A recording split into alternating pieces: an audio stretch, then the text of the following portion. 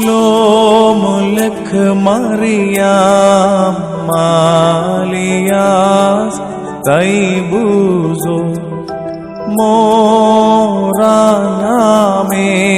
Mubarak tu Atpaneshe Vambara Viro Dab Karse Mora Yeshu Mashiho O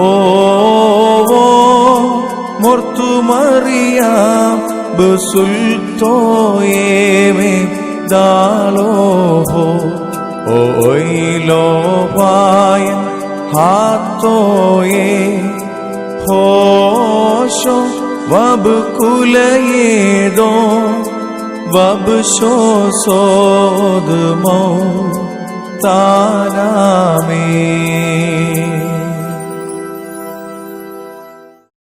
ത്രിയേക ദൈവത്തിന് സ്തുതി. കർത്താവിൽ പ്രിയരെ, Kuwait saint Gregorios Indian orthodox മഹാ ഇടവകയുടെ ആത്മീയ ജീവകാരുണ്യ പ്രസ്ഥാനമായ മാർ ബസേലിയോസ് മൂവ്മെന്റിന്റെ ആഭിമുഖ്യത്തിൽ വിശുദ്ധ 15 നോമ്പിനോട് അനുബന്ധിച്ച് വെർച്വൽ കൺവെൻഷൻ ക്രമീകരിച്ചിരിക്കുന്നു. പരിശുദ്ധ സഭയിൽ ആയിരിക്കുന്ന അഭിവന്യ പിതാക്കന്മാരും വന്യ വൈദിക ശ്രേഷ്ഠരും ഈ വിശുദ്ധ വചന ശുശ്രൂഷ നയിക്കുകയും ചെയ്യും. പ്രതിസന്ധിയുടെ ഈ കാലഘട്ടത്തിൽ വചന ശുശ്രൂഷ നാം ഏവരെയും പ്രത്യാശയിലേക്ക് നയിക്കുവാൻ തക്കവണ്ണം ഇടയാകട്ടെ. ഈ കൺവെൻഷന്റെ പിമ്പിൽ പ്രവർത്തിക്കുന്ന എല്ലാ സംഘാടകരെയും ദൈവകരങ്ങൾ സമർപ്പിക്കുന്നു. എല്ലാവരെയും ദൈവം അനുഗ്രഹിക്കട്ടെ. നിങ്ങളേവരെയും ക്രിസ്തു യേശുവിന്റെ നാമത്തിൽ ഈ വചന ശുശ്രൂഷയിലേക്ക് ഹാർദവുമായി സ്വാഗതം ചെയ്തുകൊള്ളുന്നു. പരിശുദ്ധ മാതാവിന്റെ മധ്യസ്ഥത നാം ഏവർക്കും കോട്ടയായിരിക്കട്ടെ എന്ന് പ്രാർത്ഥിക്കുകയും ചെയ്യുന്നു.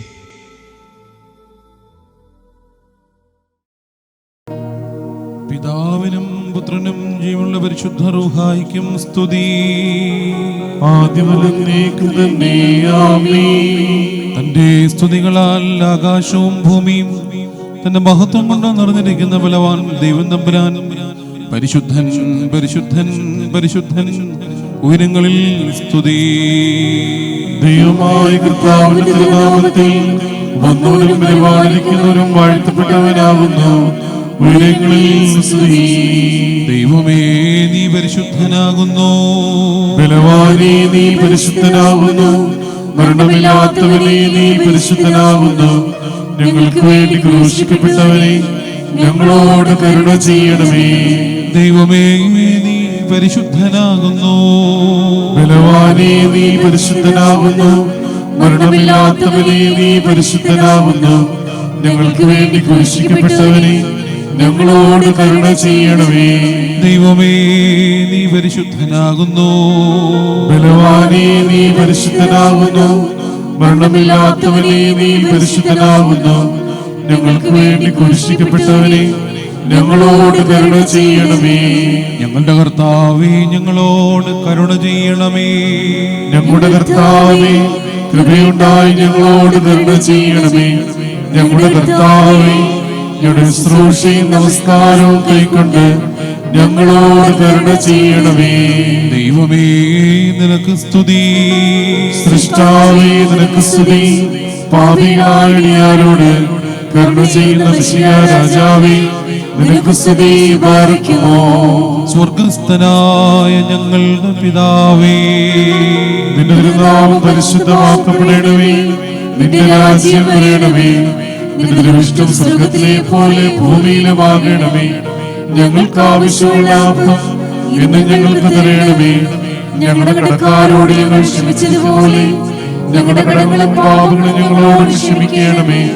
പരീക്ഷയിലേക്ക് ഞങ്ങളെ പ്രവേശിപ്പിക്കരുതേ, പിന്നെയോ ദുഷ്ടം ഞങ്ങളെ രക്ഷിച്ചുകൊള്ളണമേ. എന്തുകൊണ്ടെന്നാൽ രാജ്യവും ശക്തിയും മഹത്വവും എന്നേക്കും നിനക്കുള്ളതാകുന്നു. ആമേൻ. കൃപ നിറഞ്ഞ മറിയമേ, നിനക്ക് സമാധാനം.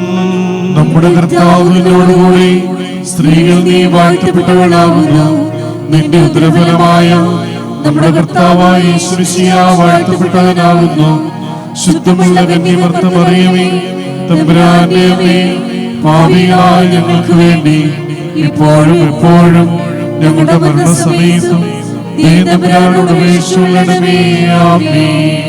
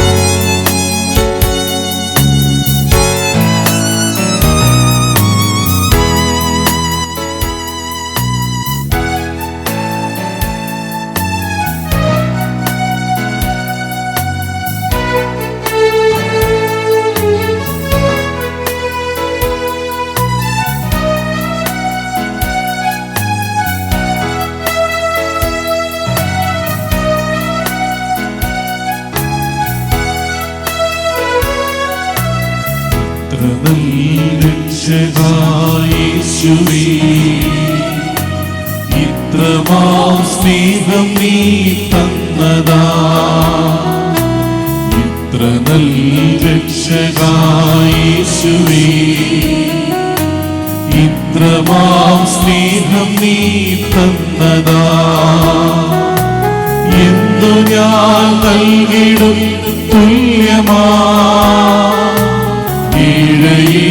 നിൻ മുൻപിൽ യാഗമാ, എന്തു ഞാൻ നൽകിടും തുല്യമാ നിൻ മുൻപിൽ യാഗമാ, ഇത്ര നല്ല രക്ഷകാ യേശുവേ, ഇത്രമാം സ്നേഹം നീ തന്നതാ.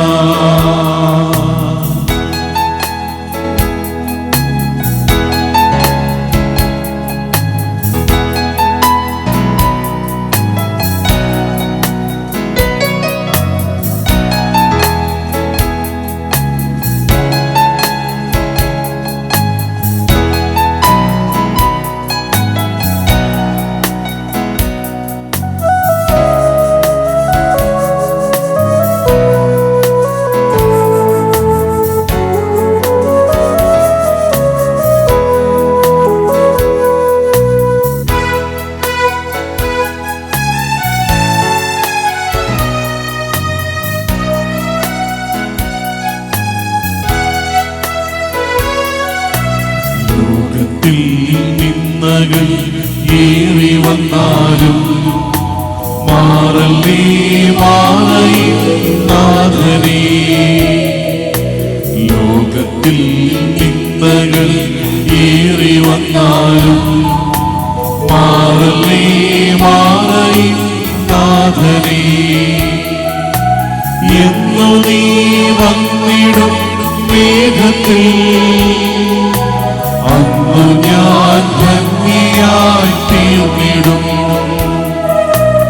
എന്നു നീ വന്നിടും മേഘത്തിൽ അന്നു ഞാൻ ഭംഗിയായി തീർന്നിടും, ഇത്ര നല്ല രക്ഷകായേശുവേ,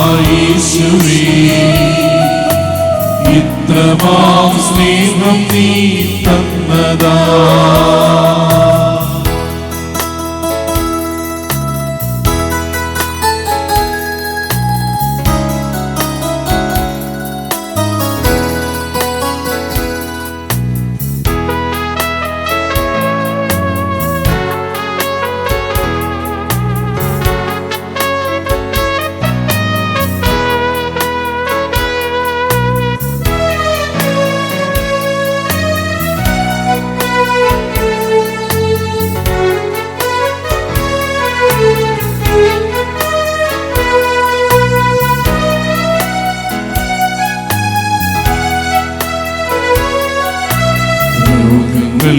ദുഃഖങ്ങൾ പീഡകളെല്ലാം ജീവിതേ വന്നതാം വേളയിൽ, രോഗങ്ങൾ ദുഃഖങ്ങൾ പീഡകളെല്ലാം ജീവിതേ വന്നതാം വേളയിൽ, ദൂതന്മാർ കാവലായി വന്നപ്പോ കണ്ടു ഞാൻ ക്രൂശിലെ സ്നേഹത്തെ. ദൂതന്മാർ കാവലായി വന്നപ്പോ കണ്ടു ഞാൻ ക്രൂശിലെ സ്നേഹത്തെ. ഇത്ര നല്ല രക്ഷകായ യേശുവേ, ഇത്രമാം സ്നേഹം നീ തന്നതാ. ഇത്ര നല്ല രക്ഷകായ യേശുവേ, ഇത്രമാം സ്നേഹം നീ തന്നതാ. എന്തു ഞാൻ നൽകിടും തുല്യമാ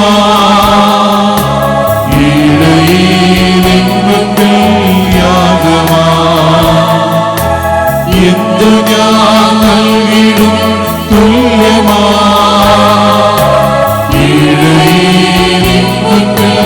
യാഗമാ.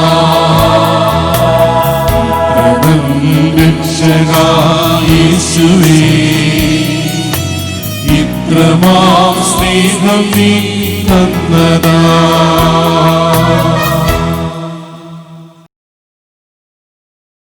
കാരുണ്യവാനായ ദൈവമായ കർത്താവേ, തിരുസന്നിധിയിലേക്ക് ഞങ്ങൾ കടന്നു വരുന്നു. നാൾതോറും ഞങ്ങളെ വഴി നടത്തുന്ന ദൈവം നീയാകയാൽ നിന്നെ ഞങ്ങൾ സ്തുതിക്കുന്നു. തിരുസന്നിധിയിലായിരുന്ന് നിന്റെ വചനങ്ങളെ ധ്യാനിക്കുവാനും മനനം ചെയ്യുവാനും നൽകുന്നതായിട്ടുള്ള നല്ല അവസരത്തിനായിട്ട് നിന്നെ ഞങ്ങൾ സ്തുതിക്കുന്നു. കർത്താവേ, ഞങ്ങൾ കേൾക്കുന്നതായ വചനത്തെ ഞങ്ങളുടെ ഉള്ളിൽ നല്ല ഫലം പുറപ്പെടുവിക്കുന്ന വിത്ത് പോലെ അവിടെ നാക്കി തീർക്കണമേ. ഞങ്ങൾ കേൾക്കുന്നതായ വചനം ഞങ്ങളുടെ ചിന്തകളെയും നിരൂപണങ്ങളെയും സ്ഫുടം ചെയ്യുന്നവയായി രൂപാന്തരപ്പെടുത്തണമേ. ദൈവമായ കർത്താവേ, ഏറ്റവും ഫലപ്രദമായി സമയത്തെ വിനിയോഗപ്പെടുത്തുവാൻ ഞങ്ങളെ ശക്തീകരിക്കണമേ. ഞങ്ങൾക്കായിട്ട് വചനത്തെ പങ്കുവയ്ക്കുന്ന അവിടുത്തെ അഭിഷിക്തന്മാരെ അവിടുന്ന് ബലപ്പെടുത്തണമേ. നിറവോടുകൂടെ നിന്റെ വചനത്തെ പ്രഘോഷിക്കുവാൻ അവരെ ബലപ്പെടുത്തണമേ. അവരുടെ ശുശ്രൂഷകളിൽ അവിടുത്തെ സാന്നിധ്യം ഉണ്ടായിരിക്കണമേ. അനേകരെ നിങ്ങളിലേക്ക് ആകർഷിക്കുന്ന ഉത്തമ ജീവിതത്തിന് സാക്ഷ്യമുള്ളവരായി തീരുവാൻ അവരെ ശക്തരാക്കണമേ. കർത്താവേ, സകല സൃഷ്ടിയെയും തിരുസന്നിധിയിൽ സമർപ്പിച്ചുകൊണ്ട് പ്രാർത്ഥിക്കുന്നു. ഈ മഹാവ്യാധിയാൽ ക്ലേശിക്കുന്ന എല്ലാവരെയും അവിടുന്ന് ആശ്വസിപ്പിക്കണമേ. സൗഖ്യത്തോടുകൂടെ സൃഷ്ടി തിരുസന്നിധിയിലേക്ക് കടന്നു വരുവാനും സദാ നിന്നെ സ്തുതിക്കുവാനും ഞങ്ങൾക്ക് ഓരോരുത്തർക്കും സംഗതിയാകണമേ. ഈ മഹാവ്യാധിയുടെ പൊറുതിക്ക് വേണ്ടി അല്പമായോ അധികമായോ പ്രയത്നിക്കുന്ന എല്ലാവരെയും ഈ രോഗത്തിൻ്റെ സൗഖ്യത്താൽ അവിടുന്ന് പ്രതിഫലം നൽകി അനുഗ്രഹിക്കണമേ. പലവിധ ഭാരങ്ങളാൽ ക്ലേശിക്കുന്ന എല്ലാവരെയും തൃക്കരങ്ങളിൽ ഞങ്ങൾ സമർപ്പിക്കുന്നു. ദൈവമായ കർത്താവേ, അവർക്ക് ഗുണമുള്ള പ്രകാരവും തിരുഹിത പ്രകാരവും നിന്റെ മക്കളെ അവിടുന്ന് വഴി നടത്തണമേ. ബലഹീനരായ ഞങ്ങളോട് പ്രാർത്ഥിക്കണമേ എന്ന് ആവശ്യപ്പെട്ടിരിക്കുന്നവര്, ഞങ്ങൾ പ്രാർത്ഥിക്കുവാൻ കടപ്പെട്ടിരിക്കുന്നവര്, ആരോരും പ്രാർത്ഥിക്കുവാനോ കരുതുവാനോ ഇല്ലാത്ത സകലരെയും തിരുസന്നിധിയിൽ സമർപ്പിക്കുന്നു. കർത്താവേ, അവർക്ക് ഗുണമുള്ള പ്രകാരവും തിരുഹിത പ്രകാരവും അവരെ വഴി നടത്തണമേ. ഒരിക്കൽ കൂടി കൂടി വരവിനായിട്ട് നിന്നെ ഞങ്ങൾ സ്തുതിക്കുന്നു. ഈ വചനത്തിന്റെ ശ്രവണം ഞങ്ങൾക്ക് അനുഗ്രഹത്തിനായി തീരണമേ. നിന്റെ കൃപ ഞങ്ങളിലും ഈ വചനം പ്രഘോഷിക്കുന്നവരിലും വ്യാപരിക്കണമേ. തുതുക്കത്തോടുകൂടെ ഇവിടെ നിന്ന് കടന്നു പോകുവാൻ ഞങ്ങൾക്ക് എല്ലാവർക്കും സംഗതിയായി തീരണമേ. നിനക്കും നിന്റെ ഏകജാതനും പരിശുദ്ധ റൂഹായിക്കും മുടക്കം കൂടാതെ സ്തുതിയും സ്തോത്രവും സമർപ്പിക്കുവാനായിട്ട് തന്നെ. ആമേൻ.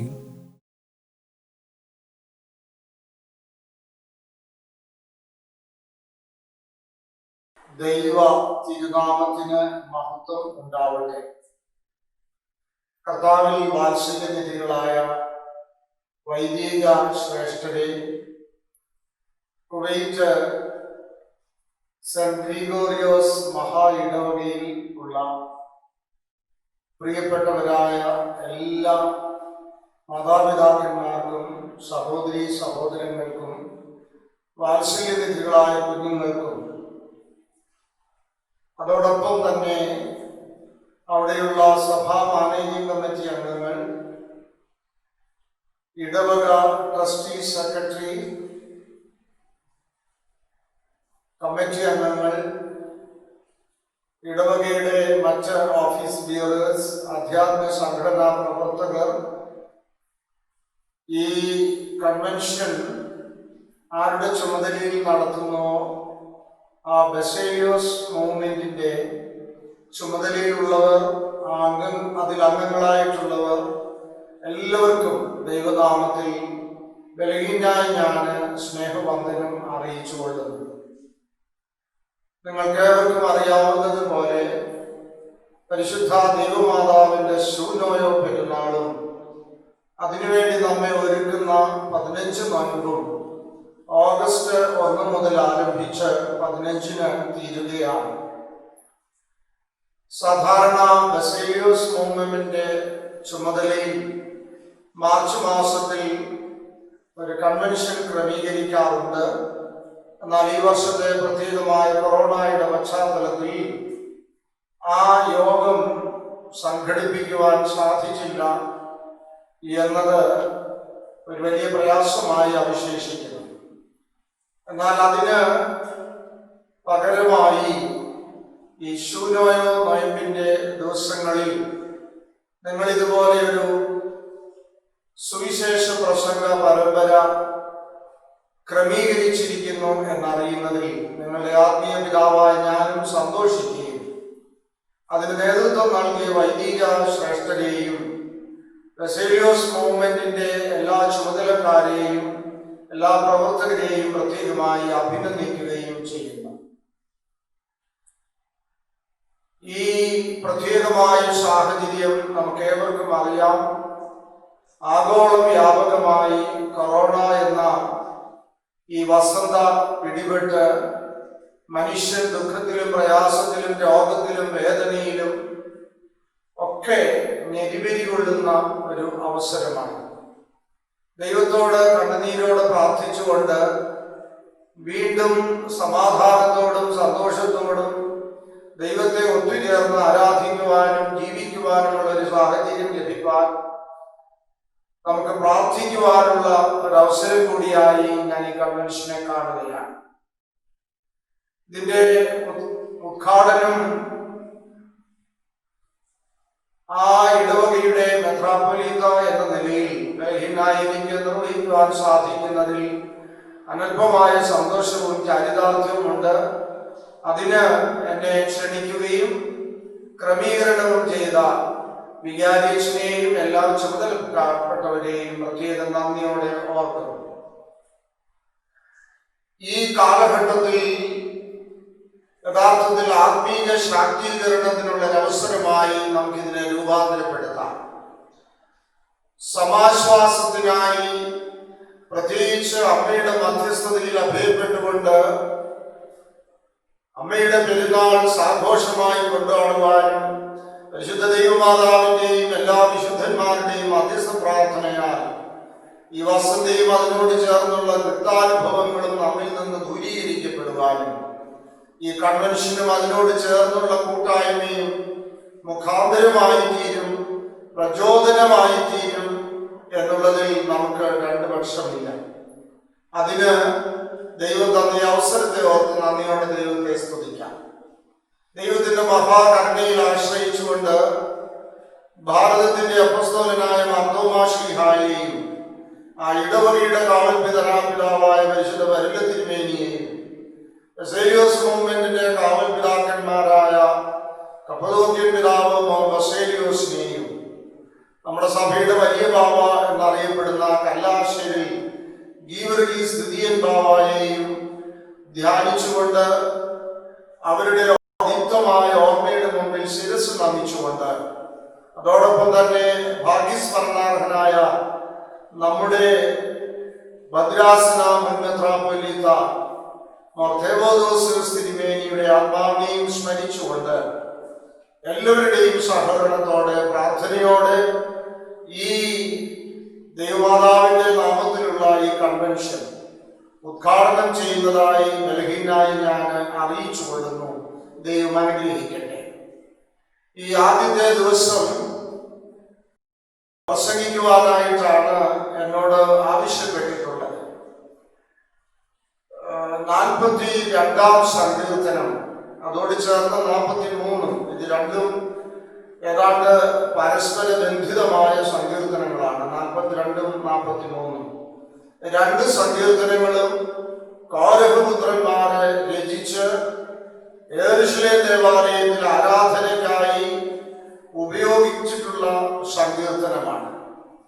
വളരെ ധ്യാനാത്മകമായി, വളരെ ആഴമായി പഠിക്കുവാനും ധ്യാനിക്കുവാനും ചിന്തിക്കുവാനുമുള്ള ഈ 42-ാം സങ്കീർത്തനവും അതോട് ചേർന്നുള്ള 43-ാം സങ്കീർത്തനവും എടുക്കുകയാണ്.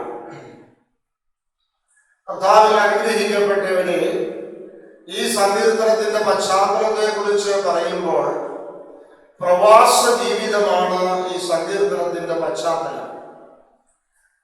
എക്സ്പാർട്ടീസ് അഥവാ എക്സൈലിക് ലൈഫ് നയിക്കുന്ന ഒരു ഭക്തനായ മനുഷ്യൻ തനിക്ക് നേരിട്ട സങ്കടവും പ്രയാസവും ദുഃഖവും തിക്താനുഭവങ്ങളും സഹിക്കവയ്യാതെ ദൈവ സാന്നിധ്യത്തിലേക്ക് കടന്നു വന്ന് ദൈവസന്നിധിയിൽ തന്റെ ഹൃദയം പകരുന്ന ഒരു വലിയ അനുഭവമാണ് ഈ സങ്കീർത്തനത്തിൽ നാം കാണുന്നത്.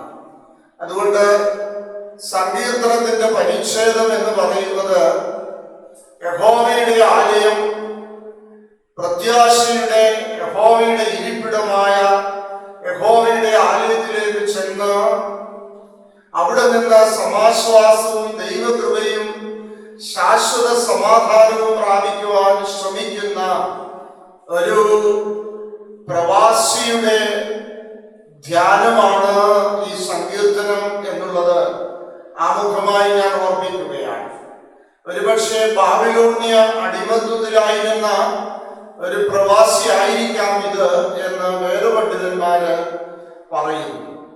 അതുകൊണ്ട് ഈ പ്രവാസിയുടെ ജീവിതാനുഭവത്തെ സാംശീകരിച്ചുകൊണ്ട് കോരഹപുത്രന്മാർ രചിച്ചിട്ടുള്ള ഈ സങ്കീർത്തനം ഇന്നത്തെ നമ്മുടെ ധ്യാനത്തിനും മനനത്തിനും പഠനത്തിനുമായി നമുക്ക് ദൈവസന്നിധിയിൽ സമർപ്പിക്കാം. വേദപുസ്തകത്തിൽ നാം വായിക്കുന്നുണ്ട്, ഞാൻ പ്രവാസിയായി പാർക്കുന്ന വീട്ടിൽ നിന്റെ ശബ്ദങ്ങൾ എന്റെ കീർത്തനമായിരിക്കും. പ്രവാസ ജീവിതത്തെ കുറിച്ച് തിരുമേനി പ്രത്യേകിച്ച് നിങ്ങളോട് പറഞ്ഞു തരേണ്ട ആവശ്യമില്ല. പ്രവാസ ജീവിതം ദുഃഖത്തിന്റെയും പ്രയാസത്തിന്റെയും ആകാംക്ഷയുടെയും ഒരു ജീവിതമാണ്. പ്രധാനമായും 3 കാര്യങ്ങളാണ് പ്രവാസ ജീവിതം നയിക്കുന്ന ആളുകളെ സ്വാധീനിക്കുന്നത്. ഒന്ന്, ദുഃഖവും ഉപദ്രവങ്ങളും പരാജയങ്ങളും കഷ്ടതകളുമാണ്. അത് എല്ലാവർക്കുമുണ്ട്. ജീവിതത്തിലുള്ള പരാജയവും ദുഃഖവും കഷ്ടതയും എല്ലാവർക്കുമുണ്ട്. എന്നാൽ സ്വന്തം നാട്ടിൽ നിന്നും വീട്ടിൽ നിന്നും വീട്ടുകാരിൽ നിന്നും അന്യസ്ഥരായി ജീവിക്കുന്ന പ്രവാസ ജീവിതം നയിക്കുന്നവർക്ക് ഒരു ചെറിയ ദുഃഖമോ പ്രയാസമോ വന്നാലും അത് മൾട്ടിപ്ലൈ ചെയ്യും, അത് വലുതായി അനുഭവപ്പെടും എന്നുള്ളത് ഒരു സ്വാഭാവികമാണ്. അതുകൊണ്ട് കുവൈറ്റിൽ ഒരളവിൽ പറഞ്ഞാൽ പ്രവാസ ജീവിതം നയിക്കുന്ന നിങ്ങൾക്ക്, പ്രത്യേകിച്ച് ഈ കൊറോണയുടെ ലോക്ക്ഡൌണും ജോലി നഷ്ടപ്പെട്ട് രോഗത്തിന്റെ ഭീഷണിയിൽ ഒരുപാട് ഭാവിയെ കുറിച്ചുള്ള ഉത്കണ്ഠയിലൊക്കെ ജീവിക്കുന്ന കുവൈറ്റിലെ എന്റെ പ്രിയപ്പെട്ടവരായ നിങ്ങളുടെ മനസ്സിന്റെ പ്രയാസവും കഷ്ടതയും ആധിയും ഒക്കെ പ്രവാസ ജീവിതത്തിന്റെ ഒരു വലിയ അനുഭവമായി എന്നേക്കാൾ ഉപരിയായി മനസ്സിലാക്കുവാൻ നിങ്ങൾക്ക് സാധിക്കും എന്നുള്ളത് ഞാനിവിടെ ഓർമ്മിക്കുകയാണ്. പ്രവാസ ജീവിതത്തിന്റെ രണ്ടാമത്തെ പ്രത്യേകത എന്ന് പറയുമ്പോൾ ഒരുപാട് സ്വാധീനങ്ങൾക്ക് വിധേയമാണ് പ്രവാസ ജീവിതം. നാം ഏത് രാജ്യത്ത് പ്രവാസികളായി ജീവിക്കുന്നുവോ ആ രാജ്യത്തിന്റെ പ്രത്യേകമായ സംസ്കാരവും, അത് നല്ല സംസ്കാരമായാലും കൊള്ളാം, നിമ്പപ്പെട്ട സംസ്കാരമായാലും കൊള്ളാം, സംസ്കാരവും അവിടുത്തെ അനുഭവങ്ങളുമൊക്കെ അനുകൂലമായോ പ്രതികൂലമായോ സ്വാധീനിക്കുവാൻ സാധ്യതയുണ്ട്. There is an occasion of temptation. ധാരാളം ടെംപ്റ്റേഷന് സാധ്യതയുണ്ട്. അതുകൊണ്ട് പ്രവാസ ജീവിതത്തിൽ ഉണ്ടാകുന്ന ടെംപ്റ്റേഷനെ അതിജീവിച്ച് മുന്നോട്ട് പോകണമെങ്കിൽ ദൈവത്തിലുള്ള നിരന്തരമായ ആശ്രയവും ദൈവത്തിലുള്ള നിരന്തരമായ പ്രാർത്ഥനാ ജീവിതവും അനിവാര്യമാണ് എന്നുള്ളതും പ്രവാസ ജീവിതവുമായി ബന്ധപ്പെട്ട് ഞാൻ ഓർപ്പിക്കുകയാണ്. മൂന്നാമതായി പ്രവാസ ജീവിതത്തിന്റെ പ്രത്യേകത എന്ന് പറയുന്നത് സ്വന്തം നാട്ടിലേക്ക് മടങ്ങുവാനുള്ള, സ്വന്തം ആളുകളിലേക്ക് തിരിച്ചു വരുവാനുള്ള ഒരു വ്യഗ്രത, അഭിവാഞ്ച ഏത് പ്രവാസിയുടെയും മനസ്സിൽ ഒരു വലിയ ത്വരയായി അവശേഷിക്കും എന്നുള്ളത് നമുക്ക് ഏവർക്കും അറിയാം.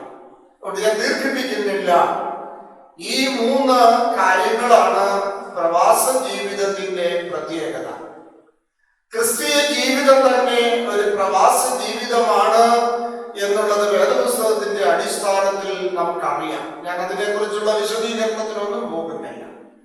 കാലം ചെയ്ത ബാസേലിയോസ് മാർത്തോമ മാത്യൂസ് തുതിയമ്പാവ എപ്പോഴും പറയുമായിരുന്നു, മലങ്കര ഓർത്തഡോക്സ് സുറിയാനി സഭ സ്വർഗത്തെ നോക്കി യാത്ര ചെയ്യുന്ന പ്രവാസികളുടെ സംഘമാണ് എന്ന് അദ്ദേഹം എപ്പോഴും പറയുമായിരുന്നു. അതുകൊണ്ട് ഈ സങ്കീർത്തനം നമുക്ക് ശക്തി പകരട്ടെ. ഞാൻ പ്രവാസിയായി പാർക്കുന്ന വീട്ടിൽ നിന്റെ ചട്ടങ്ങൾ എന്റെ കീർത്തനമാകുന്നു. പോകട്ടെ, ആമുഖമായി ഈ സങ്കീർത്തനത്തിന്റെ ആമുഖമായി ഞാനിത് പറഞ്ഞു എന്ന് മാത്രമേ ഉള്ളൂ. ഈ സങ്കീർത്തനത്തിലെ സമയപരിമിതിക്കകത്തു നിന്നുകൊണ്ട് 1-2 കുറച്ച് ചിന്തകളിലേക്ക് ഞാൻ വരികയാണ്. ആദ്യമായി പറയുവാൻ ആഗ്രഹിക്കുന്നത് സങ്കീർത്തനത്തിൽ നാം കണ്ടുമുട്ടുന്ന, പരിചയപ്പെടുന്ന ഈ പ്രവാസിയുടെ 3 ദുഃഖങ്ങളാണ്. ഈ പ്രവാസിയുടെ 3 ദുഃഖങ്ങൾ ഒരുപക്ഷെ നമ്മുടെ ഓരോരുത്തരുടെയും ദുഃഖമാവാം. കുവൈറ്റിലോ മറ്റ് രാജ്യങ്ങളിലോ പ്രവാസികളായി ജീവിക്കുന്ന ഓരോ വ്യക്തിയുടെയും ദുഃഖമാവാം. അതുകൊണ്ട് സങ്കീർത്തനത്തിൽ വിവക്ഷിക്കുന്ന ആ പ്രവാസിയുടെ 3 ദുഃഖങ്ങളെ ഒന്നൊന്നായി അവതരിപ്പിക്കുവാൻ ഞാൻ എടുക്കുകയാണ്. ഒന്നാമത്തെ ദുഃഖം എന്ന് പറയുന്നത് വാക്യം 10-ാമത്തെ വാക്യത്തിൽ 9-ാമത്തെ വാക്യമാണ്. അവിടെ പ്രവാസി ദൈവത്തോട് ചോദിക്കുകയാണ്, ദൈവമേ, നീ എന്നെ മറന്നുവോ? ബാബിലോണിയ പ്രവാസത്തിൽ ജീവിച്ചിരുന്ന ആ മനുഷ്യൻ ആരാണെന്ന് വ്യക്തമല്ല. ഏതോ ബാബിലോണിൽ ജീവിച്ചിരുന്ന ഒരു പ്രവാസിയാവാം. ഈ പ്രവാസി ദൈവത്തോട് വളരെ ശക്തിയായിട്ട് ചോദിക്കുകയാണ്, ദൈവമേ, നീ എന്നെ മറന്നുവോ? ഞാന് ബാബിലോണിയരുടെ അന്യജാതിക്കാരുടെ ഈ നാട്ടിൽ യഹോവയുടെ ന്യായപ്രമാണം മറക്കാതെ, യഹോവയുടെ ന്യായപ്രമാണം ജീവിതത്തിൽ ക്രമമായി അനുഷ്ഠിച്ചുകൊണ്ട് യഹോവയുടെ ഭക്തനായി ഞാൻ ഈ ബാബിലോണിയ നാട്ടിൽ പ്രവാസിയായി ജീവിക്കുന്നു. പക്ഷേ പലപ്പോഴും എനിക്ക് ജീവിതത്തിൽ ഉണ്ടാകുന്ന തിക്താനുഭവങ്ങൾ, തകർച്ചാനുഭവങ്ങൾ ദൈവം എന്നെ മറന്നുവോ എന്ന് ചിന്തിക്കുവാൻ തക്കവണ്ണം അത്രമാത്രം കഠിനമാണ് എന്ന് ഈ പ്രവാസി ദൈവത്തോട് ധ്യാനിച്ച് പ്രാർത്ഥിക്കുകയാണ്. പലപ്പോഴും നമ്മുടെ ജീവിതത്തിലും ഇതുപോലെയുള്ള അവസരങ്ങൾ ഉണ്ടാകും. ദൈവം എന്നെ മറന്നുവോ?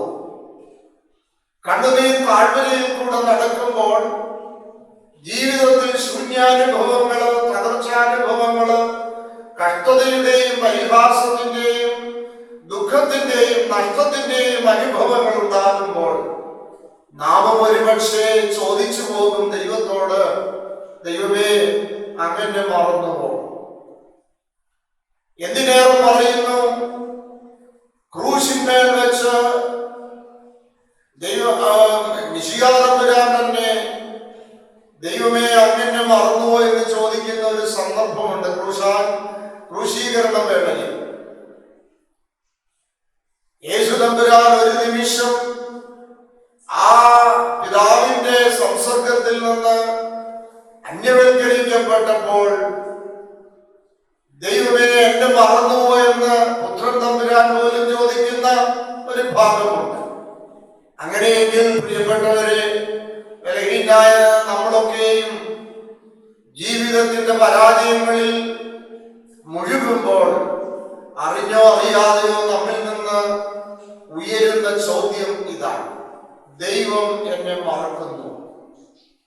ഒരു സംഭവം ഞാൻ ഈ സമയത്ത് ഓർത്തു പോകുകയാണ്. അനേക വർഷങ്ങൾക്ക് മുമ്പ് മലബാറിൽ നിലമ്പൂർ പ്രദേശത്തുണ്ടായ ഒരു സംഭവം എന്റെ മനസ്സിൽ ഓർത്തു വരികയാണ്.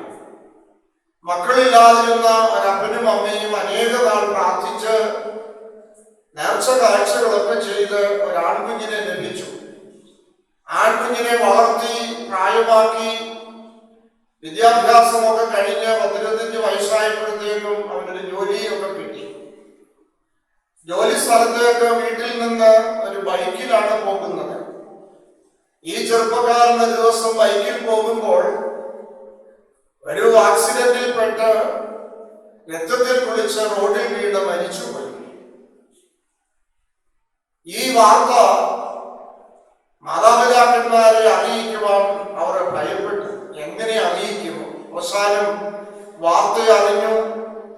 മാതാപിതാക്കന്മാര് ജീവച്ഛവങ്ങളെ പോലെ ആ മകന്റെ അടക്കത്തിലും മറ്റു കാര്യങ്ങളിലും ഒക്കെ സംബന്ധിച്ചു. പിന്നീടുണ്ടായ കാര്യമാണ് നിങ്ങളുടെ ശ്രദ്ധയിലേക്ക് ഞാൻ പെടുത്തുന്നത്. ഈ പിതാവ് ഇടവകയുടെ ട്രസ്റ്റി ആയിരുന്നു.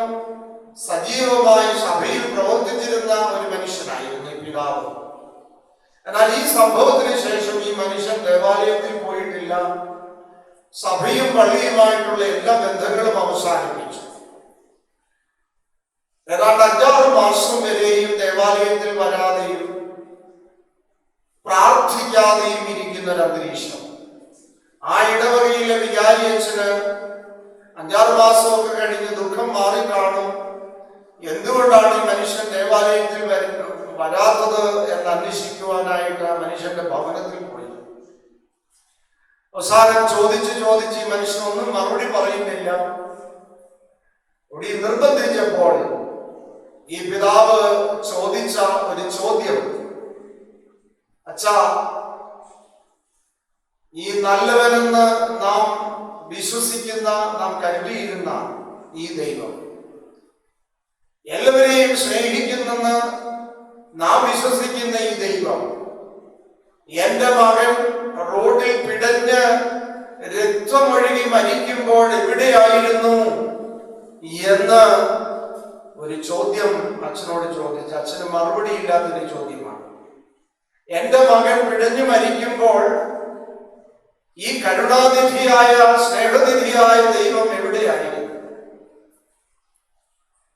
അച്ഛന് കണ്ണടച്ച ഒരു നിമിഷം പ്രാർത്ഥിച്ചു. ദൈവം തോന്നിച്ച ഒരു ചോദ്യം ആ പിതാവിന്റെ ചോദ്യത്തിന് മറുപടിയായിട്ട് ചോദിച്ചു. നീ ചോദിച്ച ചോദ്യത്തിന് ഞാൻ തിരിച്ചൊരു ചോദ്യം ചോദിക്കുകയാണ്. അത് മറ്റൊന്നുമല്ല, തന്റെ ഏകജാതനായ മകൻ ക്രൂശിന്മേൽ പിടഞ്ഞ് അവസാനത്തുള്ള രക്തം പോലും ഒഴുക്കി മരിക്കുമ്പോൾ പിതാവാം ദൈവം എവിടെയായിരുന്നു? അവിടെയായിരുന്നു നിന്റെ മകൻ മരിക്കുമ്പോഴും എന്ന് പറഞ്ഞു. വളരെ ഗഹനമായ അർത്ഥ ഗാംഭീര്യമുള്ള ഒരു ഉത്തരം ഒരുപക്ഷെ പരിശുദ്ധാത്മാവിനെ അച്ഛന് തോന്നിച്ചതായിരിക്കും. തന്റെ ഏകജാതനായ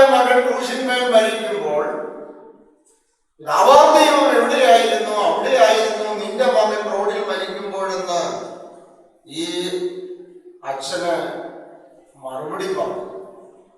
പ്രിയപ്പെട്ടവരെ, ഞാൻ പറഞ്ഞു വരുന്നത് മറ്റൊന്നുമില്ല, സമയത്തിന്റെ പരിമിതി കൊണ്ട് ഞാൻ നീട്ടുന്നില്ല. നമ്മെ സ്നേഹിക്കുന്ന, നമ്മെ കരുതുന്ന, നമ്മെ കാണുന്ന ഒരു ദൈവം ഉണ്ട് എന്നുള്ളത് പറയുവാനായിട്ടാണ് ഞാൻ ഈ അനുഭവം പറഞ്ഞത്. പ്രിയപ്പെട്ടവരെ, നാം എവിടെയായിരുന്നാലും നമ്മെ സംരക്ഷിക്കുന്ന ഒരു സംരക്ഷണ വലയമുണ്ട്. പ്രിയപ്പെട്ടവരെ, നാം മനസ്സിലാക്കേണ്ട ഒരു കാര്യം, ഞാൻ സമുദ്രത്തിന്റെ അറ്റത്ത് എന്ന് പാർത്താലും നിന്റെ കൈ എന്നെ താങ്ങും. എവിടെയായിരുന്നാലും ദൈവത്തിന്റെ ഒരു സംരക്ഷണത്തിന്റെ വലയം നമ്മോടൊപ്പമുണ്ട് എന്നുള്ളത് നാം എപ്പോഴും മനസ്സിലാക്കണം. അതുകൊണ്ട് ദൈവം ആരെയും മറക്കുന്നില്ല. ദൈവത്തിന്റെ ചിന്താഗതിയിൽ നിന്ന് നാം മറയപ്പെടുന്നില്ല. മറിച്ച് കഷ്ടങ്ങളും നഷ്ടങ്ങളും ജീവിതത്തിൽ ഉണ്ടാകുമ്പോൾ അതിന്റെ പിന്നിലൊക്കെയും ഓരോ ഉദ്ദേശമുണ്ട് എന്നുള്ളത് മനസ്സിലാക്കണം. അത് മറ്റൊരു പ്രസംഗ വിഷയമായോണ്ട് ഞാൻ അതിലേക്ക് പോകുന്നില്ല. കഷ്ടങ്ങളുടെയും നഷ്ടങ്ങളുടെയും പ്രയാസങ്ങളുടെയും തിക്താനുഭവങ്ങളുടെയും പിന്നിലുള്ള ദൈവോദ്ദേശം എന്ത് എന്നുള്ളത് അത് മറ്റൊരു പ്രസംഗ വിഷയമായതുകൊണ്ട് ഞാൻ അതിലേക്ക് പോകുന്നില്ല. അതുകൊണ്ട് പ്രവാസിയുടെ ചോദ്യം, യഹോവേ നീ എന്നെ മറന്നുപോയോ എന്ന ചോദ്യത്തിനാണ്. മകനെ, ഞാൻ നിന്നെ മറക്കുന്നില്ല എന്നുള്ള ദൈവത്തിന്റെ ആ ഉത്തരം. ഒരുപക്ഷെ നിങ്ങള് ഒരു മനുഷ്യൻ സ്വപ്നം കണ്ട കടൽ തീരത്തെ 2 പാദങ്ങളെ കുറിച്ചുള്ള കഥ കേട്ട് കാണും. കടൽ തീരത്ത് ദൈവത്തിന്റെ ആശ്രയത്തിൽ കഴിഞ്ഞ മനുഷ്യൻ നടന്നു പോകുമ്പോൾ ആ കടൽ തീരത്ത് 2 പാദങ്ങൾ കാണുന്നുണ്ട്. കുറച്ച് മുന്നോട്ട് പോയി കഴിയുമ്പോൾ 4 പാദങ്ങൾക്ക് പകരം 2 പാദങ്ങളുടെ ഇംപ്രഷൻ മാത്രമേ കാണുന്നുള്ളൂ. അപ്പൊ ഈ മനുഷ്യൻ സ്വപ്നത്തിൽ ദൈവത്തോട് ചോദിക്കുകയാണ്, ദൈവമേ, എനിക്ക് കഷ്ടവും നഷ്ടവും പ്രയാസവും ഉണ്ടായപ്പോൾ നീ എന്റെ കൂടെ ചേർന്ന് നടന്നു. പക്ഷേ when I am approaching agony and pain, നിന്റെ പാദങ്ങൾ കാണുന്നില്ല, നീ എന്നെ ഒഴിഞ്ഞു പോയോ? അപ്പോൾ സ്വപ്നത്തിൽ ദൈവം പറയുന്നതായി ആ ചിത്രീകരണത്തിൽ ഒരുപക്ഷെ നാം വായിച്ചു കാണും, മകനെ, കഷ്ടത്തിലും നഷ്ടത്തിലുമായിരുന്നപ്പോൾ ഞാൻ നിന്നെ എന്റെ തോളിന്മേലെടുത്തു. അതുകൊണ്ടാണ് 4 പാദങ്ങൾക്ക് പകരം എന്റെ 2 പാദങ്ങൾ മാത്രമേ മണലിൽ പതിഞ്ഞുള്ളൂ. നിന്റെ പാദങ്ങൾ പതിയുവാൻ സാധിച്ചില്ല. നിന്നെ ഞാൻ തോളിലെടുത്തു. അതുകൊണ്ടാണ് എന്ന് പറയുന്ന ആ ഒരു ചിത്രീകരണം. അതുകൊണ്ട് ഞാൻ ആ ഭാഗം വിടുകയാണ്. പ്രവാസിയുടെ ജീവിതത്തിലെ 2ാമത്തെ ദുഃഖം എന്ന് പറയുന്നത് ശത്രുക്കളുടെ നിന്ദയാണ്. 42-ാം സങ്കീർത്തനം 3-10 വാക്യങ്ങളിൽ വളരെ വ്യക്തമായിട്ട് അത് കൊടുക്കുന്നുണ്ട്. എന്റെ ശത്രുക്കൾ ദിനവും എന്നെ നിന്ദിക്കുന്നു, എന്റെ അസ്ഥികളെ തകർക്കും വണ്ണം എന്നെ നിന്ദിക്കുന്നു. സാധാരണ നിന്ദയല്ല, എന്റെ അസ്ഥികളെ തകർക്കും വണ്ണം എന്നെ നിന്ദിക്കുന്നു. എന്താ അസ്ഥികളെ തകർക്കും വണ്ണം നിന്ദിക്കുന്നു എന്ന് പറഞ്ഞാൽ, എന്റെ ആസ്തിത്വത്തെ തന്നെ, എന്റെ നിലനിൽപ്പിനെ തന്നെ, എന്റെ സർവൈവലിനെ തന്നെ ചോദ്യം ചെയ്യുന്ന മാതിരി എന്റെ ശത്രുക്കൾ എന്നെ നിന്ദിക്കുന്നു, പരിഹസിക്കുന്നു, എന്നെ ഉപദ്രവിക്കുന്നു. ഇതും ഈ പ്രവാസിയുടെ ദുഃഖം മാത്രമല്ല, നമ്മുടെ ദുഃഖം. മറ്റുള്ളവരിൽ നിന്ന് തിക്താനുഭവങ്ങൾ, പരിഹാസങ്ങൾ, അത് ഗൃഹാന്തരീക്ഷത്തിലാവട്ടെ, ജോലി ചെയ്യുന്നിടത്താവട്ടെ, അയലത്തുകാരിൽ നിന്നാവട്ടെ, നമ്മെ ദ്രോഹിക്കുന്നവര്, നമ്മെ പരിഹസിക്കുന്നവര്, ഉപദ്രവിക്കുന്നവര് അനേകരുണ്ടാവാം, നമ്മുടെ ശത്രുക്കൾ.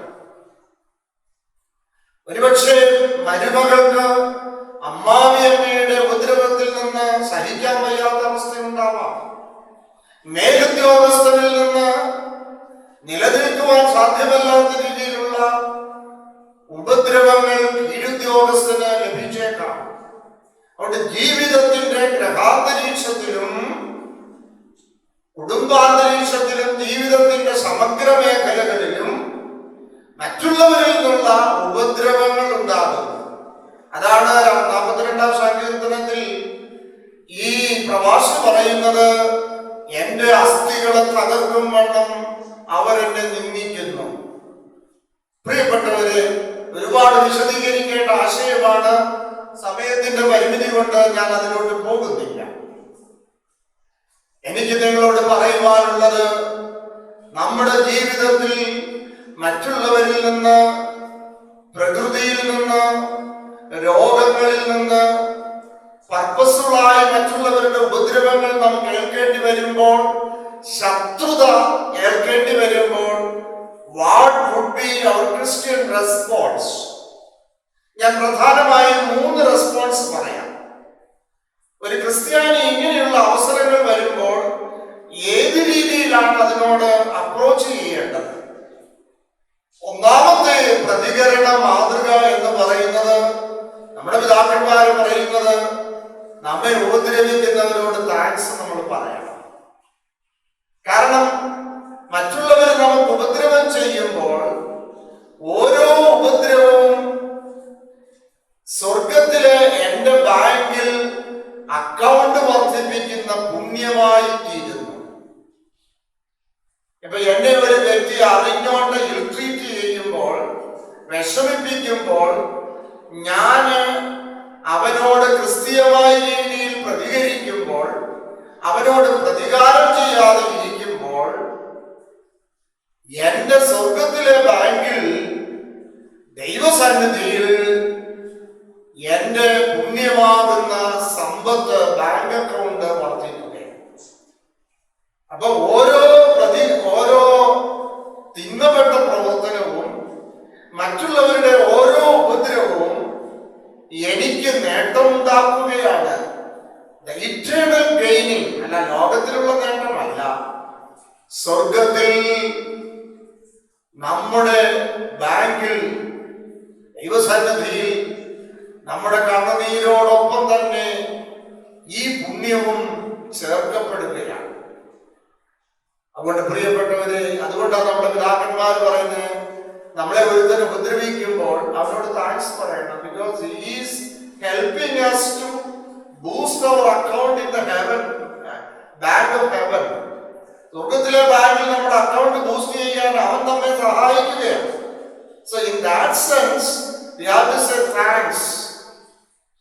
ഇതാണ് ഒന്നാമത്തെ ക്രിസ്തീയ പ്രതികരണ മാതൃക. The response, the Christian response. രണ്ടാമത്തെ ക്രിസ്തീയ റെസ്പോൺസ് എന്ന് പറയുന്നത് കോണ്ടംപ്ലേഷൻ റെസ്പോൺസ് ആണ്. എന്നെ ഒരാൾ ചീത്ത വിളിച്ചാല്, പരിഹസിച്ചാല്, ഉപദ്രവിച്ചാല് ശാന്തമായി മറുപടി പറയാതെ വേദപുസ്തകം എടുത്ത് നമുക്ക് വേണ്ടി ഉപദ്രവം സഹിച്ച ക്രിസ്തുവിനെ ധ്യാനിക്കുവാൻ, a biblical meditation, contemplation of Christ, നമുക്ക് സാധിക്കണം. കഷ്ടനഷ്ടം ഏറി വന്നാൽ ഭാഗ്യവാനായി തീരുന്നു ഞാൻ. കഷ്ടമേറ്റ കർത്താവോടു തുല്യനായി തീരുന്നു ഞാൻ. നമ്മുടെ കർത്താവിനോട് നമ്മൾ ഏകീഭവിക്കുകയാണ്. എന്റെ കർത്താവ് എന്നേക്കാൾ കൂടുതൽ കഷ്ടവും നഷ്ടവും പ്രയാസവും ദുഃഖവും പരിഹാസവും സഹിച്ച കർത്താവിനെ ധ്യാനിക്കണം. അതുകൊണ്ട് അതാണ് പൗലോസ്ലീഹ പറയുന്നത്, നിങ്ങൾ കഷ്ടമേൽക്കുമ്പോൾ കഷ്ടമേറ്റ നിങ്ങളുടെ ഉടയവനെ ധ്യാനിപ്പീൻ എന്ന് പൗലോസ്ലീഹ ലേഖനത്തിൽ ഓർപ്പിക്കുന്നത് ഇതാണ്. അതുകൊണ്ട് contemplative meditation of the Bible and Christ, and also suffering fathers out of the church. നമുക്ക് മുമ്പേ യാത്ര ചെയ്ത് നമുക്ക് മുമ്പേ ഓട്ടമോടി തികച്ച നമ്മുടെ പൂർവീയ പിതാക്കന്മാരുടെ പ്രയാസങ്ങളെ ഓർക്കുമ്പോൾ, ധ്യാനിക്കുമ്പോൾ, ക്രിസ്തുവിന്റെ കഷ്ടത്തെ ധ്യാനിക്കുമ്പോൾ ഈ കഷ്ടങ്ങൾ സാരമില്ല എന്ന് നമുക്ക് പറയും. So this is the second response, Christian response. And the third Christian response is the Marian response. മാതാവിന്റെ റെസ്പോൺസ് ആണ്. മാതാവിന്റെ റെസ്പോൺസ് എന്താ? അവൾ പുകഴ്ത്തപ്പെടുമ്പോഴും ഇകഴ്ത്തപ്പെടുമ്പോഴും she maintained a balance, a spiritual balance. ആരേലും പൊങ്ങച്ചം പറയുമ്പോൾ പൊങ്ങാനും പോയിട്ടില്ല, ആരേലും താഴ്ത്തിയപ്പോൾ താഴാനും പോയിട്ടില്ല. She maintained a spiritual balance. സകലവും ഹൃദയത്തിൽ സംഗ്രഹിച്ച് ധ്യാനിക്കുന്ന മേരിയൻ റെസ്പോൺസ്. നമ്മൾ ലൂക്കോസിന്റെ സുവിശേഷത്തിൽ വായിക്കുന്നുണ്ട്, അവൾ സകലവും ഹൃദയത്തിൽ സംഗ്രഹിച്ച് ധ്യാനിച്ചുകൊണ്ടിരുന്നു. ഇതാണ് മറ്റുള്ളവർ നമ്മളെ ഉപദ്രവിക്കുമ്പോൾ, പ്രയാസപ്പെടുത്തുമ്പോൾ, പരിഹസിക്കുമ്പോൾ നമുക്ക് ചെയ്യാവുന്ന ക്രിസ്ത്യൻ റെസ്പോൺസ്. 3 റെസ്പോൺസ് ആണ് ഞാൻ പറഞ്ഞത്. ഇത് നമ്മളൊന്ന് പ്രാക്ടീസ് ചെയ്താൽ, please try to practice in your life. Definitely നമ്മളെ ഉപദ്രവിക്കുന്നവൻ തിരിച്ചു വരുമെന്നുള്ളത് 100% ഉറപ്പാണ്. ഞാൻ ചുമ്മാ പറയല്ല, എൻ്റെ ഈ കൊച്ചു ജീവിതാനുഭവത്തിൽ ഞാൻ പറയുന്നു. നമ്മളെ ഉപദ്രവിക്കുന്നവരെ, പരിഹസിക്കുന്നവരോട് പ്രതികാരം ചെയ്യാതെ അവരെ ദൈവസന്നിധിയിൽ സമർപ്പിച്ച് പ്രാർത്ഥിക്കുമ്പോൾ 3 മാസത്തിനകം അങ്ങനെയുള്ളവർ അവരുടെ ആറ്റിറ്റ്യൂഡ് മാറ്റും എന്നുള്ളത് ഉറപ്പായിട്ട് ഞാൻ നിങ്ങളെ ഓർമ്മിക്കുകയാണ്. Please practise. ഇതൊന്ന് പ്രാക്ടീസ് ചെയ്ത് നോക്കുക. ദൈവം അനുഗ്രഹിക്കട്ടെ. സമയത്തിന്റെ ദുർലഭത നിമിത്തം ഞാൻ അത് നീട്ടുന്നില്ല. ഈ പ്രവാസിയുടെ 3ാമത്തെ ദുഃഖത്തിലേക്ക് ഞാൻ വരികയാണ്. 3ാമത്തെ ദുഃഖം 4ാമത്തെ വാക്യത്തിലാണ് കൊടുത്തിരിക്കുന്നത്. 42-ാം സങ്കീർത്തനം 4-ാം വാക്യം. അവിടെ ഒരു ഓർമ്മയെ കുറിച്ചാണ് പറയുന്നത്. ഞാൻ പുരുഷാരവുമായി ദേവാലയത്തിലേക്ക് ചെന്നപ്പോൾ നിന്നെ ഓർത്തു. ഞാൻ എൻ്റെ പ്രവാസ ജീവിതത്തിൽ നിന്നെ ഓർക്കുന്നു. അവിടെ പറയുന്നുണ്ട്, 4ാമത്തെ വാക്യത്തിലും പിന്നീടുള്ള വാക്യങ്ങളിലും പറയുന്നുണ്ട്. അവിടെ പറയുന്നത് മലയുടെ മുകളിലും യോർദാൻ നദീതീരത്തും യോർദാൻ തടത്തിലും ഒക്കെ ഞാൻ നിന്നെ ഓർക്കുന്നു. 9-ാമത്തെ വാക്യത്തിൽ പറയുന്ന ഒരു കാര്യമുണ്ട്. അവിടെ പറയുന്നുണ്ട്, 3 അനുഭവങ്ങളാണ് അവിടെ പറയുന്നത്. 42-ാം സങ്കീർത്തനം നിങ്ങൾ വായിക്കുമ്പോൾ, എന്റെ ദൈവമേ, എന്റെ ആത്മാവിനെ വിഷാദിച്ചിരിക്കുന്നു. 6-ാം വാക്യം. 4-ഉം 6-ഉം വാക്യങ്ങൾ ഉത്സവമായിരിക്കുന്ന ജനാവലിയുടെ സന്തോഷവും സ്വതന്ത്രമായ സ്വരത്തോടുകൂടെ സമൂഹമധ്യേ ഞാൻ ദേവാലയത്തിലേക്ക് ചെന്നത് ഓർത്ത് എന്റെ ഉള്ളം എന്നിൽ പകരുന്നു. വീണ്ടും 6-ാമത്തെ വാക്യത്തിൽ, എന്റെ ദൈവമേ, എന്റെ ആത്മാവ് എന്നിൽ വിഷാദിച്ചിരിക്കുന്നു. അതുകൊണ്ട് യോർദാൻ പ്രദേശത്തും ഹെർമോൻ പർവ്വതങ്ങളിലും മീസാർ മലയിലും വെച്ച് ഞാൻ നിന്നെ ഓർക്കുന്നു. പ്രിയപ്പെട്ടവരെ, ജീവിതത്തിന്റെ 3 അനുഭവങ്ങളെ കുറിച്ചാണ് ഇവിടെ പറയുന്നത്. യോർദാൻ പ്രദേശം എന്ന് പറയുന്നത് താഴ്വാരമാണ്. ജീവിതത്തിന്റെ താഴ്വാരം, ജീവിതത്തിന്റെ ഏറ്റവും ലോവസ്റ്റ് ലെവലിൽ ജീവിക്കുന്ന ഒരു അനുഭവമാണ്. ഹെർമോൻ പർവ്വതം എന്ന് പറയുന്നത് ഔന്നത്യമുള്ളൊരു പർവ്വതമാണ്. ജീവിതത്തിന്റെ കൊടുമുടിയിലായിരിക്കുന്ന ഒരു അനുഭവമാണ് ഹെർമോൻ പർവ്വതം നമ്മെ സൂചിപ്പിക്കുന്നത്. മീസാർ മലയിൽ വെച്ച്, മീസാർ മല എന്ന് പറയുന്നത് വലിയ ഹൈറ്റുമില്ല, വലിയ താഴ്വാരവുമല്ല, ചെറിയ കുന്നുകളാണ് മീസാർ മല. അതുകൊണ്ട് ജീവിതത്തിന്റെ താഴ്ന്ന പ്രദേശങ്ങളിലും ജീവിതത്തിന്റെ ഔന്നത്യമായ അനുഭവങ്ങൾ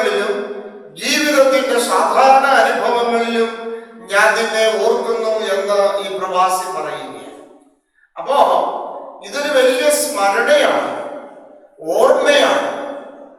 ഈ ഓർമ്മ തന്നെ ഈ പ്രവാസിക്ക് ദുഃഖമായി മാറുകയാണ്. കാരണം അവൻ ഇസ്രായേലിൽ അവന്റെ നാട്ടിലായിരുന്നപ്പോൾ അവന്റെ ജനങ്ങളോട് കൂടെ യെരൂശലേം ദേവാലയത്തിലേക്ക് കടന്നു വന്ന് ഉത്സവം ആചരിക്കുവാനും ദേവാലയത്തിൽ ആരാധന നടത്തുവാനും സാധിച്ചിരുന്നു. ഇന്നത് സാധിക്കുന്നില്ല. എന്റെ ജീവിതത്തിന്റെ സമസ്ത അനുഭവങ്ങളിലും ഞാൻ നിന്നെ സ്മരിക്കുന്നു. പക്ഷേ ഇന്ന് എനിക്ക് എന്റെ നാട്ടിലായിരുന്നപ്പോൾ, ഇസ്രായേലിലായിരുന്നപ്പോൾ ദൈവത്തെ ആരാധിക്കുവാൻ കിട്ടിയിരുന്ന അവസരം പോലെ ഇന്ന് ഈ പ്രവാസ സമയത്ത് കിട്ടുന്നില്ല. അതുകൊണ്ട് പ്രവാസിക്ക് ഓർമ്മ തന്നെ ദുഃഖമായി മാറുകയാണ്. പ്രിയപ്പെട്ടവരെ, നമുക്കും ജീവിതത്തിൽ ഇതുപോലെയുള്ള ഓർമ്മകൾ ഉണ്ടാവും. നമ്മൾ ഓർക്കേണ്ട പോസിറ്റീവായിട്ടുള്ള ചില ഓർമ്മകളുണ്ട്. അതുപോലെ നാം മറക്കേണ്ട ചില നെഗറ്റീവായിട്ടുള്ള ഓർമ്മകളുമുണ്ട്. 5 നെഗറ്റീവായിട്ടുള്ള ഓർമ്മകൾ ഞാൻ പറയാം. കുഴിച്ചിടപ്പെടേണ്ട, ശാശ്വതമായി മറക്കേണ്ട 5 ഓർമ്മകൾ ഞാൻ പറയാം. ഞാൻ വിശദീകരിക്കുന്നില്ല, സമയത്തിന്റെ കുറവുണ്ട്. 1, നിരാശയുടെ ഓർമ്മകൾ. ജീവിതത്തിൽ നമുക്ക് പറ്റിയ പരാജയങ്ങളെ ഓർത്ത് നിരാശപ്പെടുന്ന ഓർമ്മകളുണ്ട്. അങ്ങനെയുള്ള ഓർമ്മകൾ, നിരാശയുടെ ഓർമ്മകൾ നമ്മൾ കുഴിച്ചു മൂടണം. കാരണം നിരാശ വെച്ചുകൊണ്ടിരുന്നാൽ ഡിപ്രഷനിലേക്ക് നയിക്കും. രണ്ടാമത്തെ ഓർമ്മ എന്ന് പറയുന്നത് ജീവിതത്തിൽ മറ്റുള്ളവരിൽ നേടേണ്ടതായി വന്ന പരാജയങ്ങളുടെ ഓർമ്മയാണ്.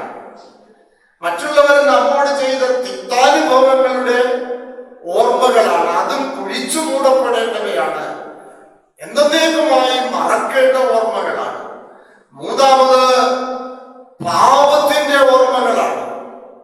പലപ്പോഴും നമ്മൾ വെറുതെ ഇരിക്കുമ്പോൾ പിശാച് നമ്മിലേക്ക് കടത്തിവിടുന്ന വലിയൊരു പാപം ഇതാണ്.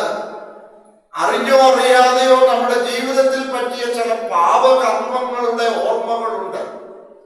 If you are meditating on such sinful experiences, it becomes an inspiration for doing again sins. പാപത്തിന്റെ പഴയ ഓർമ്മകൾ സ്മരിക്കുന്ന ഒരു വ്യക്തിക്ക് വീണ്ടും പാപം ചെയ്യുവാനുള്ള ഇൻസ്പിറേഷനാണ് ഉണ്ടാവുന്നത്. നാലാമതായി, നമുക്ക് ലഭിക്കാതിരുന്ന അവസരങ്ങളെ കുറിച്ചുള്ള ഓർമ്മകളാണ്. അതും മറക്കണം. ശത്രുക്കള് നമുക്ക് ചെയ്ത പ്രതികാരങ്ങൾ മറക്കണം. അതുകൊണ്ട് സഹോദരങ്ങളെ, നാം മറക്കേണ്ട ഓർമ്മകളെ കുറിച്ചാണ് ഞാൻ തിരുമേനി ഓർമ്മിച്ചത്. എന്നാൽ നമ്മൾ എപ്പോഴും ഓർക്കേണ്ട ചില ഓർമ്മകളുണ്ട്. ദൈവകൃപയെ കുറിച്ച് ഒരു ദൈവ പൈതൽ എപ്പോഴും സ്മരിക്കണം. നാം വിശദീകരിക്കുന്നില്ല. ദൈവം നമ്മോട് കാണിച്ച സ്നേഹത്തെ നാം സ്മരിക്കണം. ദൈവം നമുക്ക് ചെയ്ത നല്ല അനുഭവങ്ങളെ നാം സ്മരിക്കണം. അതുകൊണ്ട് തിക്താനുഭവങ്ങളെ മറക്കുകയും ദൈവം ചെയ്ത നല്ല അനുഭവങ്ങളെ സ്മരിക്കുകയും ചെയ്യുമ്പോഴാണ് ഓർമ്മ നമുക്ക് ബ്ലെസ്സിംഗ് ആയി തീരുന്നത്. അതർവൈസ് ഈ പ്രവാസിക്ക് പറ്റിയതുപോലെ ഓർമ്മകൾ പാപമായി തീരുകയാണ്. ഞാൻ എന്റെ പ്രസംഗത്തിന്റെ കൺക്ലൂഷനിലേക്ക് വരികയാണ്. ഈ പ്രവാസിക്ക് സംഭവിച്ച 3 ദുഃഖങ്ങൾ അവൻ ദേവാലയത്തിൽ ചെന്ന് ദൈവസന്നിധിയിൽ ധ്യാനപൂർവ്വം ഏറ്റുപറയുകയാണ്. കരച്ചിലോടെ ഏറ്റുപറഞ്ഞ് ധ്യാനിക്കുന്ന പ്രവാസിക്ക് ദൈവ സാന്നിധ്യം അനുഭവപ്പെടുകയാണ്, ദൈവ സംസർഗം അനുഭവപ്പെടുകയാണ്. അതുകൊണ്ടാണ് സങ്കീർത്തനത്തിന്റെ അവസാന വാക്യം 11ാം വാക്യത്തിൽ നാം കാണുന്നത്, എന്റെ ആത്മാവെ നീ വിഷാദിച്ചുള്ളിൽ നിറങ്ങുന്നതെന്ന് ദൈവത്തിൽ പ്രത്യാശ വയ്ക്കുക, അവൻ എന്റെ മുഖപ്രകാശ രക്ഷയും എന്റെ ദൈവവുമാകുന്നു എന്നിനി ഞാൻ അവനെ സ്തുതിക്കും. എന്തൊരു ചേഞ്ചാണെന്ന് നിങ്ങളൊന്ന് നോക്കിയേ. വളരെ ദുഃഖത്തോടെ, വളരെ ഹൃദയഭാരത്തോടെയാണ് ഈ പ്രവാസി ദേവാലയത്തിലേക്ക് കടന്നു വന്നത്. അവന്റെ ജീവിതത്തിലെ ദുഃഖങ്ങളെ യഹോവയുടെ സന്നിധിയിൽ പകർന്നപ്പോൾ ദൈവത്തിൽ നിന്ന് സമാശ്വാസം അവന് ലഭിക്കുകയാണ്. അതുകൊണ്ട് 3 കാര്യങ്ങൾ കൺക്ലൂഷനായി ഈ സങ്കീർത്തനത്തിന്റെ പശ്ചാത്തലത്തിൽ പറയുവാൻ ആഗ്രഹിക്കുക. 1, ക്രിസ്തുവിൽ ആസക്തിതമായ ഒരു ആധ്യാത്മികത നമുക്കുണ്ടാവണം. 42-ാം സങ്കീർത്തനത്തിന്റെ 1-ാം വാക്യത്തിൽ നാം കാണുന്നുണ്ട്, മാൻ നീർത്തോടുകളിലേക്ക് ചെല്ലുവാൻ കാക്ഷിക്കുന്നത് പോലെ എന്റെ ആത്മാവ് നിന്നോട് നിന്നോട് നിന്നോട് ചേരുവാൻ കാക്ഷിക്കുന്നു. ഇത് ആസക്തിയാണ്. ക്രിസ്തുവിലുള്ള ആസക്തിതമായ ജീവിതത്തെയാണ് സൂചിപ്പിക്കുന്നത്. മദ്യത്തിനും മയക്കുമരുന്നിനും ലോകത്തിന്റെ നേട്ടങ്ങൾക്കും പെണ്ണിനും പണത്തിനും ആസക്തിതമായ ഇന്നത്തെ സാമൂഹിക വ്യവസ്ഥയിൽ ക്രിസ്തുവിനോടുള്ള ആസക്തി വർദ്ധിപ്പിക്കുന്നവനാണ് ദൈവവൈതൽ. മറന്നു പോകരുത്. അതുകൊണ്ട് ക്രിസ്തുവിൽ ആസക്തിതമായ ഒരു ജീവിതം ദൈവവൈതലിനുണ്ടാകുമ്പോൾ ദുഃഖങ്ങൾ സന്തോഷമായി രൂപാന്തരപ്പെടും. മാൻ നീർത്തോടുകളിലേക്ക് ചെല്ലുവാൻ കാക്ഷിക്കുന്നത് പോലെ എന്റെ ആത്മാവ് ദൈവത്തോട് ചേരുവാൻ കാക്ഷിക്കുന്നു. 2ാമത് എനിക്ക് പറയുവാനുള്ളത്, പ്രിയപ്പെട്ടവരെ, ഞാൻ നേരത്തെ പറഞ്ഞത് തന്നെയാണ്, മറക്കേണ്ട ഓർമ്മകൾ മറക്കുകയും അനുദിനം ധ്യാനിക്കേണ്ട ഓർമ്മകൾ ധ്യാനപൂർവ്വം ഓർക്കുകയും ചെയ്യുമ്പോൾ ജീവിതത്തെ പോസിറ്റീവായിട്ട് കാണുവാനും ജീവിതത്തെ ദൈവോന്മുഖമാക്കുവാനും നമുക്ക് സാധിക്കും. 3ാമതായി, പകരുന്ന ആധ്യാത്മികത നാം ജീവിതത്തിൽ പ്രാക്ടീസ് ചെയ്യണം. ഓർത്തഡോക്സ് സ്പിരിച്വാലിറ്റി ഈ പോറിംഗ് ഹാർട്ട് സ്പിരിച്വാലിറ്റിയാണ്. ഞാൻ അവിടെ കുവൈറ്റിൽ വന്നിട്ടുള്ളപ്പോഴും ഒക്കെ ഇത് ഞാൻ ഓർപ്പിച്ചിട്ടുള്ളതാണ്. ചൂടുവെള്ളം പച്ചവെള്ളത്തിലേക്ക് പകരും, പച്ചവെള്ളം ചൂടുവെള്ളത്തിലേക്ക് പകരും. ദൈവസന്നിധിയിലിരുന്ന് തപിക്കുന്ന നമ്മുടെ ഹൃദയങ്ങളിലേക്ക് ദൈവത്തിന്റെ സമാശ്വാസം പകരുവാൻ സാധിക്കണം. ഹന്ന ശമൂവേൽ ബാലന്റെ അമ്മ യഹോവയുടെ ആലയത്തിൽ പോയി ഹൃദയം പകർന്നു. അവൾക്ക് ആശ്വാസം കിട്ടി. ഇന്ന് നാം ചിന്തിച്ച 42-ാം സങ്കീർത്തനത്തിൽ കാണുന്ന ഈ പ്രവാസി യഹോവയുടെ സന്നിധിയിൽ ഹൃദയം പകർന്നു, അവൻ ആശ്വാസം കിട്ടി. എന്റെ ആത്മാവേ, നീ വിഷാദിച്ചുള്ളിൽ ഞരങ്ങുന്നതെന്ത്? ദൈവത്തിൽ പ്രത്യാശ വെക്കുക, അവൻ എന്റെ മുഖപ്രകാശരക്ഷയും എന്റെ ദൈവവുമാകുന്നു എന്നിങ്ങനെ ഞാൻ ഇനിയും അവനെ സ്തുതിക്കും. ഞാൻ എന്റെ വാക്കുകൾ ഉപസംഹരിക്കട്ടെ. ഈ കൊറോണയുടെ ഈ തിക്താനുഭവങ്ങളിലും ജോലി നഷ്ടപ്പെട്ട് ശമ്പളമില്ലാതെ രോഗത്തിലും വിഷമത്തിലും ഭാവിയെ കുറിച്ച് ആകുലതയോടെ നോക്കുന്ന പ്രിയപ്പെട്ട മക്കളെ, നമുക്ക് ദൈവസന്നിധിയിൽ ഹൃദയം പകരാം. ദൈവസന്നിധിയിൽ ക്രിസ്തുവിൽ ആസക്തിതമായ ജീവിതം നയിക്കാം. എല്ലാ ദൈവകൃപകളും നിങ്ങൾക്കുണ്ടാവട്ടെ. ഈ കൺവെൻഷന് ഒരു അനുഗ്രഹമായി തീരട്ടെ. ആധ്യാത്മികതയിൽ വളരുവാനും ഉയരുവാനുമുള്ള ഒരു വലിയ പ്രചോദനമായി കൺവെൻഷൻ തീരട്ടെ. ഇതിലെ പ്രവർത്തിച്ചവരും നേതൃത്വം കൊടുത്തവരെയും ദൈവസന്നിധിയിൽ ബലഹീനമായി നാം ഓർത്ത് പ്രാർത്ഥിക്കുന്നു. നിങ്ങളും സഭയ്ക്ക് വേണ്ടിയും ലോകത്തിനു വേണ്ടിയും ഭദ്രാസനത്തിന് വേണ്ടിയും മിഷൻ പ്രവർത്തനങ്ങൾക്ക് വേണ്ടിയും പ്രാർത്ഥിക്കണം. ശിരസിനെ നമിക്കാം. ഒരു നിമിഷം പ്രാർത്ഥിച്ചുകൊണ്ട് അവസാനിപ്പിക്കാം. ഞങ്ങളെ അളവില്ലാതെ സ്നേഹിക്കുന്ന നല്ല ദൈവമേ, ഒരുമിച്ച് കൂടി വന്ന് നിന്റെ സന്നിധിയിൽ പഠിക്കുവാനും ധ്യാനിക്കുവാനും തന്ന അവസരത്തെ ഓർത്ത് നന്ദിയോടെ സ്തുതിക്കുന്നു.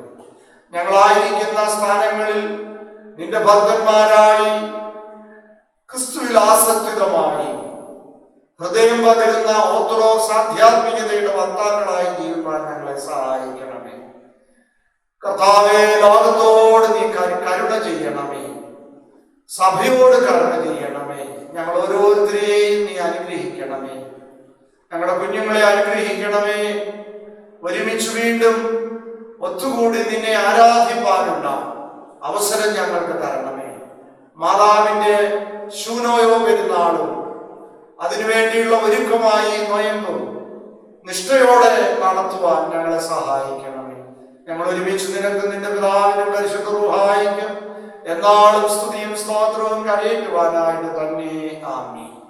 പിതാവാം ദൈവത്തിന്റെ സ്നേഹവും ഏകജാതനായ പുത്രൻ തമ്പുരാന്റെ കൃപകളും ആശ്വസിപ്പിക്കുന്ന പരിശുദ്ധ റൂഹായുടെ സംബന്ധവും സഹവാസവും പരിശുദ്ധ ദൈവമാതാവിന്റെയും എല്ലാ ശുദ്ധിമാന്മാരുടെയും ശുദ്ധിമതികളുടെയും പ്രത്യേക നമ്മുടെ പിതാവായ മാർത്തോമാശ്രീഹായുടെയും മോർ ഗീവർഗീസ് സഹദായുടെയും സ്നേഹാനൂസ് സഹദായുടെയും പരിമളമാർ ഗ്രിഗോറിയോസ് പിതാവിന്റെയും വസേലിയോസ് പിതാവിന്റെയും മധ്യസ്ഥത നമുക്കേവർക്കും കാവലും കോട്ടയുമായി തീരുമാറാകട്ടെ. ആമീൻ.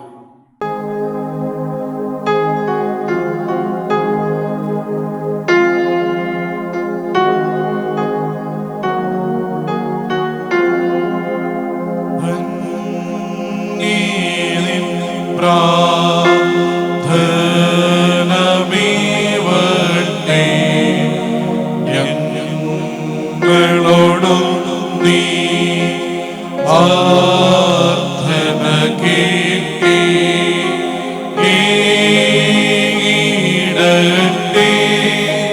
പുണ്യം നാഥൻ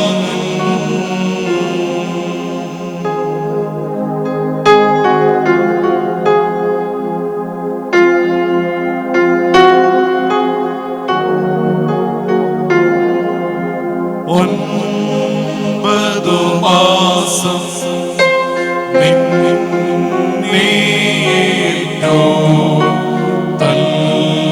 പ്രാർത്ഥനയാ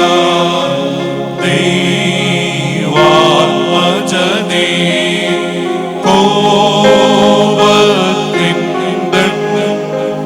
ഒഴിവാക്കിനം.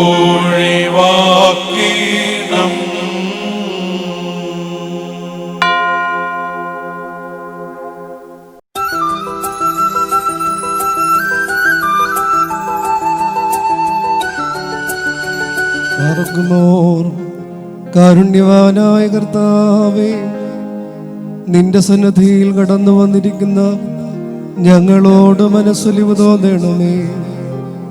തിരുസന്നിധിയിലേക്ക് കടന്നു വരുന്ന സകലരെയും കരുണയോടെ കടാക്ഷിക്കുന്ന ദൈവമായ കർത്താവേ, നിന്റെ സന്നിധിയിലേക്ക് കടന്നു വന്ന് ഞങ്ങളിൽ അവിടുന്ന് തൃക്കൺ പാർക്കണമേ. ഞങ്ങളുടെ ആഗ്രഹങ്ങളും ആവശ്യങ്ങളും ഞങ്ങൾ അറിയുന്നതിനേക്കാൾ കൂടുതലായി നീ അറിയുന്നവനാകുന്നുവല്ലോ. ഞങ്ങളെ സ്നേഹിക്കുന്നതിനേക്കാൾ അധികമായി ഞങ്ങളെ സ്നേഹിക്കുന്ന ദൈവം നീയാകുന്നു. ദൈവമായ കർത്താവേ, നിന്റെ തിരുസന്നിധിയിലായിരിക്കുന്ന ഞങ്ങളെ എല്ലാവരെയും അവിടുന്ന് തൃക്കൺ പാർത്ത് ഞങ്ങളോട് കരുണ ചെയ്യണമേ. ദൈവമായ കർത്താവേ, നിന്റെ തിരുമുഖ പ്രകാശത്താൽ ഞങ്ങളെ ആനന്ദിപ്പിക്കണമേ. നിന്റെ പുഷ്ടിയുള്ള മേച്ചിലിൽ ഞങ്ങളെ തൃപ്തരാക്കണമേ. നിന്റെ നൽവരങ്ങളുടെ ശ്രീഭണ്ഡാരത്തിൽ നിന്നും നിന്റെ കരുണയും കൃപയും സമൃദ്ധമായി ഞങ്ങൾക്ക് അയച്ചു നൽകി ഞങ്ങളെ അനുദിനം വഴി നടത്തണമേ. ദൈവമായ കർത്താവേ, നിന്നെ പ്രസവിച്ച നിർമ്മലയും ദൈവജനനിയുമായ പരിശുദ്ധ അമ്മയുടെ മധ്യസ്ഥതയായ സകല സൃഷ്ടിയോടും നിനക്ക് അനുകമ്പ തോന്നണമേ. നിന്നെ വഹിച്ചവളായ നിർമ്മല കന്യകയുടെ പ്രാർത്ഥനയായ എല്ലാ കോപശിക്ഷകളെയും സൃഷ്ടിയിൽ നിന്ന് ദൂരീകരിക്കണമേ. രോഗികളെ സൗഖ്യമാക്കണമേ. പ്രയാസത്തിലിരിക്കുന്നവരെ യഥാസ്ഥാനപ്പെടുത്തണമേ. ദുഃഖിതരെ ആശ്വസിപ്പിക്കണമേ. അനാഥരെയും വിധവമാരെയും പോറ്റി പുലർത്തണമേ. പലവിധ ഭാരങ്ങളാൽ ക്ലേശിക്കുന്ന സകലരെയും യഥാസ്ഥാനപ്പെടുത്തണമേ. ദൈവമായ കർത്താവേ, നിർമ്മല കന്യകയുടെ പ്രാർത്ഥനയാൽ ദൂരെയും ചാരയുമായിരിക്കുന്ന ഞങ്ങളുടെ സഹോദരീ സഹോദരങ്ങളെയും ഞങ്ങളുടെ മാതാപിതാക്കളെയും കുഞ്ഞുങ്ങളെയും കരുണയുടെ ചുരം കീഴിൽ മറക്കണമേ. പ്രത്യേകാൽ വിദൂരതയിലായിരിക്കുന്ന ഞങ്ങളുടെ എല്ലാ പ്രിയപ്പെട്ടവരെയും അവിടുത്തെ കരുണയാൽ മറക്കണമേ.